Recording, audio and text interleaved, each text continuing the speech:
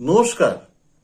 আমি দেখেছি অনেকের হরোস্কোপে কিন্তু মঙ্গল গ্রহ কিন্তু নিচস্থ বা নেগেটিভ কোনো গ্রহের সাথে বসে আছে, বা সে মাঙ্গলিক। এদের কিন্তু সহজে কিন্তু কোনো কাজ হতে চায় না। যে কোনো কাজ করতে গেলে কিন্তু প্রচণ্ড কিন্তু বাধার সম্মুখীন হতে হয়। এইসব জাতক বা জাতিকারা কিন্তু একটু ভীষণ জেদি প্রকৃতির হয়। এদের জন্য কি করা উচিত? যারা আপনাদের হরোস্কোপে যাদের এই সমস্যা আছে, তারা কিন্তু অবশ্যই মঙ্গলবার দিন কিন্তু সকালে চান করে অবশ্যই ছোলা দান করবেন যে কোনো হনুমান মন্দিরে, এবং সেখানে বসে হনুমান চালিসা পাঠ, গায়ত্রী মন্ত্র জপ অবশ্যই করবেন। এবং কি করবেন, সেখান থেকে কিন্তু যখন মন্দির থেকে বেরোবেন অবশ্যই একটু মুসুর ডাল আর দুটো লাড্ডু, বেশি নয়, দুটো লাড্ডু কিন্তু ভিখারিকে দান করবেন।